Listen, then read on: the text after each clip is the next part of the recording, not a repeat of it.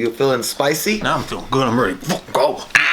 Shit. Biscuits of the night. The biscuits of the night. I'm ready for the biscuits of the night. Hardee's. The biscuits of the night.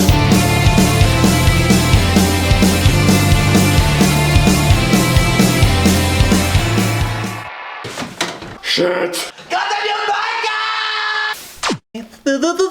Hey guys, welcome back to We Watch Movie. I'm Mike. I'm Jay. And Halloween update, you sexy sons of bitches. Keep on hoping for Michael kill that Lori ho. We got the lowdown dirty shame on some stuff that happened with the Halloween test screening. Now, I put out a podcast a couple days ago, and the truth remains the same. We are not here to spoil Halloween Kills at all for anybody, because I think that sucks. I don't want people, because you tell one friend, and then they tell two friends, and then they tell two friends, and then they tell two, and they tell two friends, and then before you know it, it's common knowledge, these huge fucking spoilers that dropped. So to wrap it up in a bow really quick, Halloween Kills, the test screening came out, and a bunch of spoilers came out from it.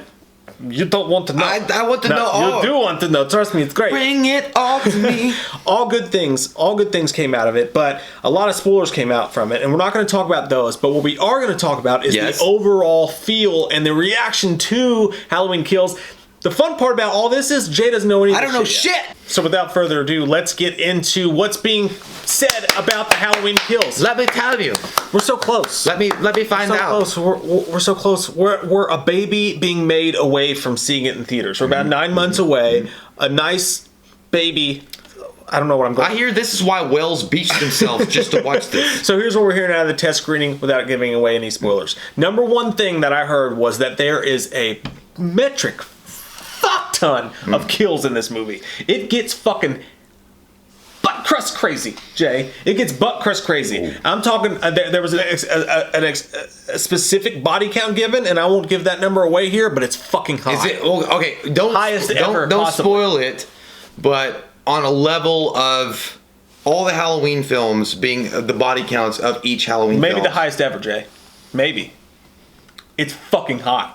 I love the smell of napalm in the morning. And I like it. The best part is, the majority of them, almost all of them, I'm being told, is on screen. You see them happen. Well, I don't want you to tell me. Well, you can allude. Is it Michael Myers the one that's doing it? Yeah. He's doing the heavy lifting. Yeah, it's not the fucking Man in Black, dude. We don't know. It's Michael. Thank God. It's on screen, and there's a fuck ton. I don't want Travis Tritt being in this movie with his steel-toed boots. I'm gonna be somebody someday. And what is this? I don't know. Are you piccoloing? I am piccoloing.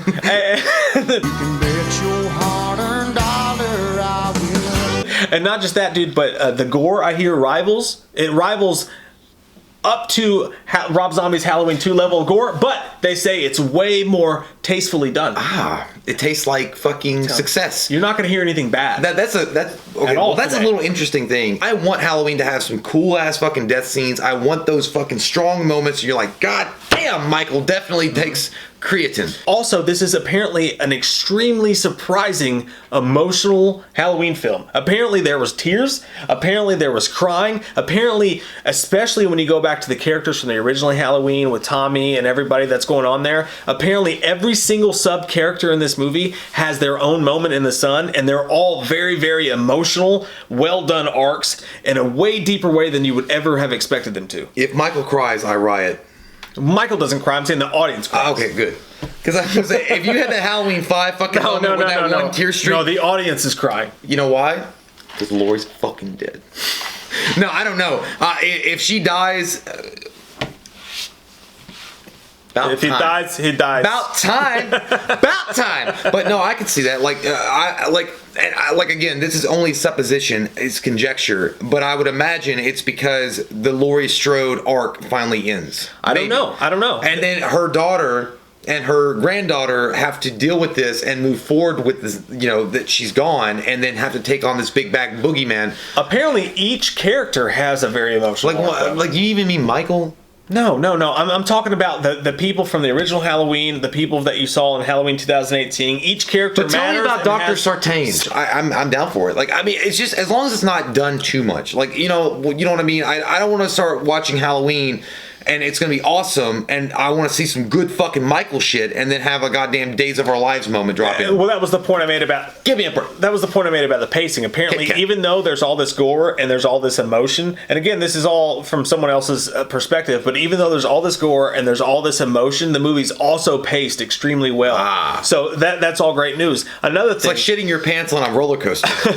apparently there was a lot of people in the audience who were the kind of people who did have a lot of problems with Halloween 2018, who were way more pleased with this movie. I want their name on a list. including the amount of humor in the movie. Apparently there's still a level of humor in this movie. There's still jokes being cracked at times, but the jokes are in way better areas. They're not by any of the main characters who are under fire the entire movie, like Lori, her granddaughter. But apparently the humor is there, but it's in sub-characters at correct times. It doesn't take away from the momentum of the movie whatsoever. You don't have I got peanut butter on my penis, which, by the way, I didn't mind that line. I thought it was pretty still funny. use it now, and I don't even have peanut butter on my penis. But, well, the thing about levity in a horror movie, it's not a bad thing. Like, I don't understand why people had a big issue with it anyway. There's been Halloween 1 had levity in it, and it goes back to the fact that it's a pressure valve, right?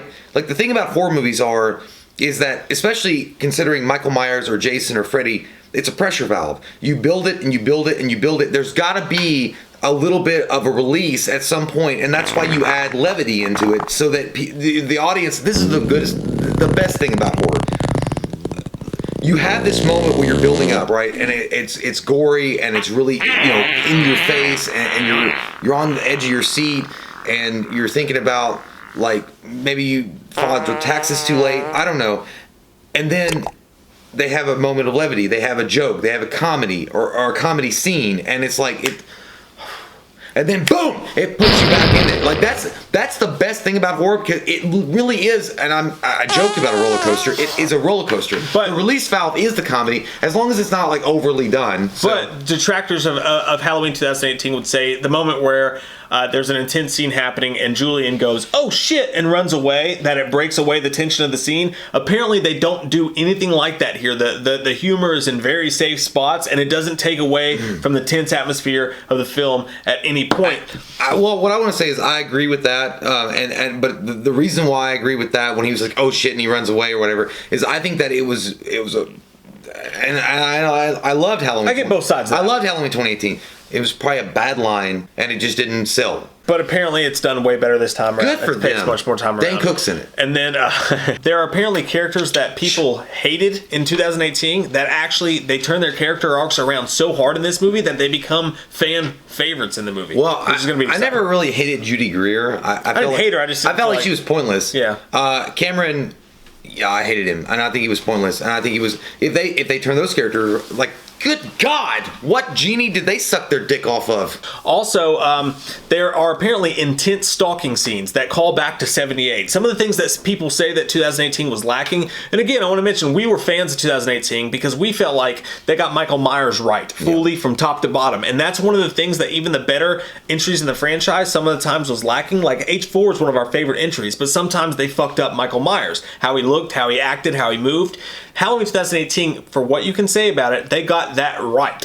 But what people are saying about this movie is that they actually call back in a way that they didn't in 2018 to the way that Michael Myers stalked people. Apparently there's intense stalking scenes, there's most slow kills, and apparently the cinematography, the lighting, the shadowing, which is something you hear a lot from people who are detractors of 2018, they say the shadow effects weren't there, he wasn't in the darkness enough. Apparently in this movie that is forefront and center, and they knock it out of the fucking park. And I'm so glad about that, because Michael Myers is Ninja 5000 levels black belt. Like, you can't get better than Michael Myers stalking people, and the fact that they brought that back in full frontal nudities with the pubes out, it doesn't matter, we're gonna have a great time, and they did that in this film. I love the more violent Michael Myers sometimes. Like, Halloween 6 is one of our favorites, but the stalking is kind of like depressed down a lot more than, it's more action oriented. Yeah, it's not like exactly, like he stalks a little bit, he's like, "Is this a belly paper towel?" Squish.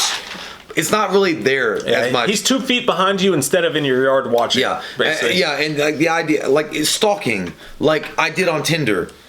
It's what it is. It's creepier this time around, is what I feel like they're saying. But also, the cinematography apparently calls back, and you know, we all know that there's going to be flashback scenes. That's not a spoiler. That's not a surprise. We all know that they're going to do that. But apparently, they do it so legendarily that it's going to blow people the fuck away.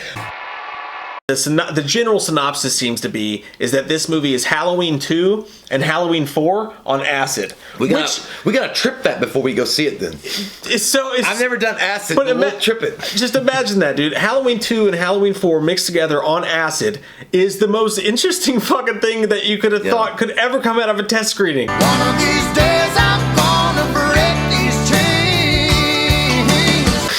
Love your fucking faces. If you're new to the channel, click that subscribe button and get some goddamn wham up in you. You fucking nasty goddamn goop. I'm trying to scare you. It kind of. You fucking bitch. It actually worked with that one. I think I shit a little bit. Yep, that's poop. I'm gonna go waddle myself. You fucking bitch whore. What are you gonna do on October 31st? What are you gonna do on October 31st? Here comes that white-faced fucker, an asshole like no other. He's a big old piece of shit. Wants to stab your sister's tits cause he's a white-faced fucker. Loomis can't recover. Dr. Challenge drunk again, sleeping with your sister's friends. Do you want to know about the darkness? I said, goddamn. Goddamn you, Michael!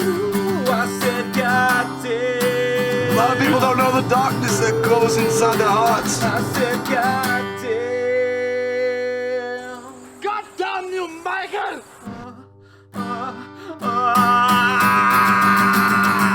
What are you gonna do on October 31st?